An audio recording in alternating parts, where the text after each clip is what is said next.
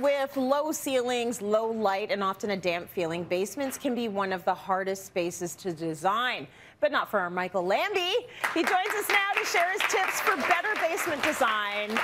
Micheal, good to see you, man. You're in your client's basement, which I can't wait to see more of. So what's the first thing to consider when designing a basement?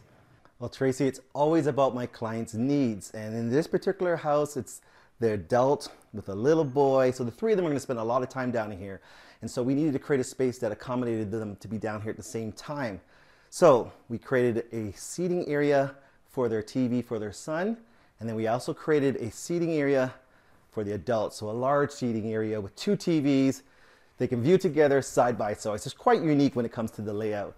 And also we have to consider the entry point. When you enter a basement, what's the first thing you see? And it's so important that it's inviting. In this particular basement, we walked right into a wall. So I had to create a feature area that's interesting to look at and worthy of coming downstairs for. So what we did is we started with this decal that we did on this really cool door, which became the theme that we used throughout our basement. We echoed that on our walls here with the same decal, as well as underneath the bar and in our backsplash. So we created points of areas or points of decor that kind of mimic each other throughout the space. So it felt like something else was going on. You kind of started looking for it. It really made it entertaining. I love it. It's almost like a Micheal Lambie signature now, which is cool because you're creating your own architectural detail, right? I love that. So how do you maximize space in the basement? There are certain elements in every basement that you can't move, like posts, those metal beams they're metal beams and posts that are in all basements. So, and the bulkheads and the ductwork that you have to create.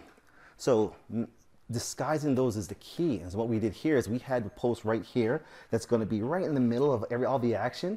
So we disguised it as part of our feature. This is a focal point. Instead of hiding it, we made it something that you wanted to look at. We made these great shelves. It's a decor element. It opened it up so we can see through to what's on the other side, and it became something that's actually inviting. And then all of our posts are in the wall, so I try to hide them as much as possible. So the post became my dividing point. The other big element is ductwork. What we did here, we just did one huge bulkhead, really clean, one line, so you're not looking at all these different layers of ceiling and up and down, and you now ignore it. You almost don't see it so much. So maximize your space by using the architectural details that you can't change. Incorporate them into your design. There's an element that we are really excited about. It's my favorite part of the basement. Because of these low bulkheads, I was able to create this secret room back here, which is kind of like an adult space because we had this low headroom that we couldn't use on the outside. I made this little secret adult room where we could do adult things, game table, but it's enough space here to be private. But the low headroom back here is not just so disturbing because you're supposed to be sitting. So it's really one of my favorite parts of this basement. Okay, I'd be holed up in there with Leo with the door locked. That is such a good little space for the grown-ups. I love that, Micheal. Okay, now if you're thinking forward and you're thinking we're going to be selling this house, what do we need to consider for resale purposes? Well, even if you don't have an immediate need for a bedroom, still design it. Still put it in your basement and use it for something else. And I like to use it as a gym or an office space. To change a bedroom into the gym, just some mats, some wall mirrors, and it's a great place to work out. But obviously the person that buys a home in the future can use a fantastic space for a bedroom. So just put a bed in here and you have a great bedroom. I encourage my clients to always incorporate that because it may not be your needs, but it'll be the future buyer's needs for sure. So incorporate that space. And another tip is keep it as far away from the entertainment space as possible. Make that bedroom private, not part of the flow of the basement. So it feels like if someone's here, they can be down here where something else is happening.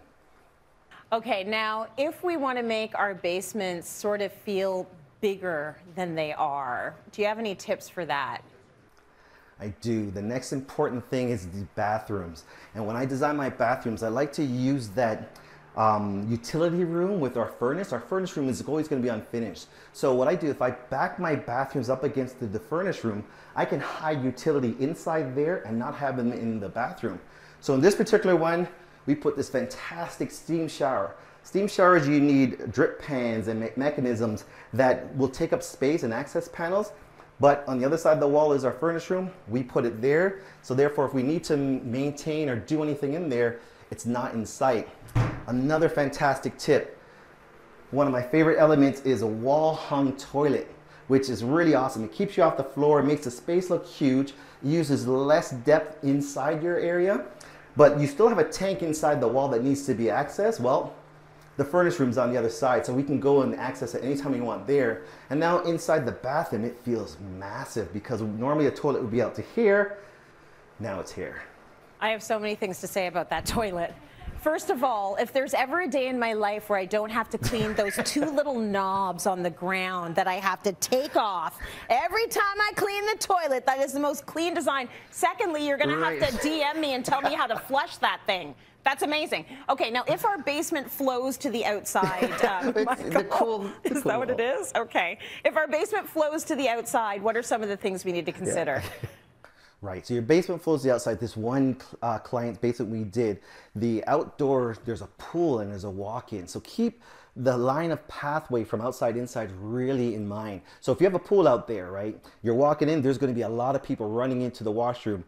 We hope, running in to use the washroom across your floor and leaving a trail. So you want to make sure there's a clean line, a path through this. So keep that open.